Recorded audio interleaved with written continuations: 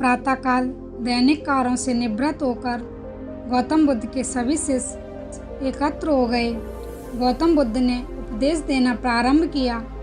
गौतम बुद्ध बोले, आज मैं तुम्हें एक ऐसे व्यक्ति की कहानी सुनाता हूँ जिसके पास सब कुछ होते हुए भी वह दुखी था।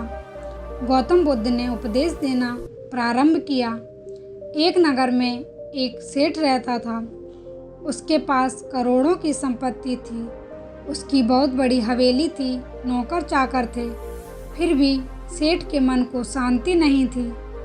एक दिन किसी ने उसे बताया कि यहाँ पास के ही एक गांव में एक साधु रहता है। वह लोगों को एक ऐसी सिद्धि प्राप्त करा देता है कि उससे मनचाही वस्तु मिल जाती है।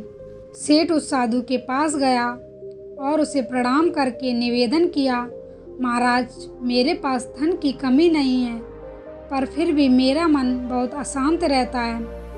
आप कुछ ऐसा उपाय बता दीजिए कि मेरी अशांति दूर हो जाए। उस व्यापारी ने सोचा कि साधु महाराज उसे कोई ताबीज़ दे देंगे या और कुछ कर देंगे जिससे उसकी इच्छा पूरी हो जाएगी और उसका मन हमेशा के लिए शांत हो जाएगा। लेकिन साधु ने ऐसा कुछ भी नहीं किया, बल्कि अगले दिन उसने सेठ को धूप में बिठाए रखा और स्वयं अपनी कुटिया के अंदर छाया में बैठ गया। गर्मी के दिन थे। सेठ का बुरा हाल हो गया। सेठ को बहुत गुस्सा आ रहा था, पर उसने किसी भी तरीके से खुद को शांत रखा। दूसरे दिन साधु ने कहा, आज तुम्हें दिन भर खाना नहीं मिलेगा।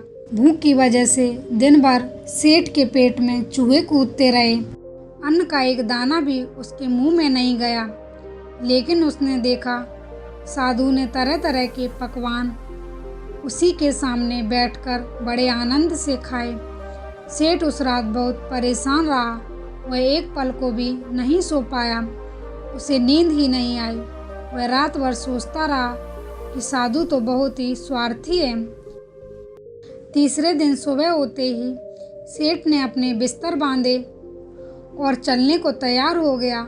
तभी साधु महाराज उसके सामने आकर खड़े हो गए और बोले, सेठ क्या हुआ? सेठ ने कहा, मैं बहुत उम्मीद लेकर आपके पास आया था, लेकिन मुझे यहाँ कुछ भी नहीं मिला। उल्टा मुझे ऐसी तकलीफ उठानी पड़ी जो मैंने अपने जीवन में कभी नहीं देखी, इसलिए मैं जा रहा हूँ। तभी साधु हंसकर बोले, मैंने तुम्हें इतना कुछ दिया, लेकिन तुमने कुछ भी नहीं लिया। सेठ ने बड़े आश्चर्य से साधु की तरफ देखा और बोला, आपने तो मुझे कुछ भी नहीं दिया। साधु ने कहा, सेठ, पहले दिन जब मैंने तुम्हें धूप में बैठाया और स्वयं छाया में बैठा रहा, तब मैंने तुम्हें बताया कि मेरी छाया तुम्हारे किसी काम की नहीं है। जब मेरी बात तुम्हें समझ में नहीं आई तो दूसरे दिन मैंने तुम्हें भूखा रखा और स्वयं तरह तरह के पकवान खाकर मैंने तुम्हें समझाया कि मेरे खाने से तुम्हारा पेट नहीं भरेगा। सेठ, याद रखो, मेरी साधना से तुम्हें सिद्धि नहीं मिलेगी। तुमने अपना धन अपनी मेहनत से कमाया है और शांति भी तुम्हें अपने पुरुषार्थ और साधना अपनी मेहनत से ही मिलेगी। साधु की बात सुनकर सेठ की आंखें खुल गईं। अब उसे अपनी मंजिल पर पहुंचने का रास्ता मिल गया। तभी सेठ ने साधु का आभार प्रकट किया और अपने घर वापस लौट गया।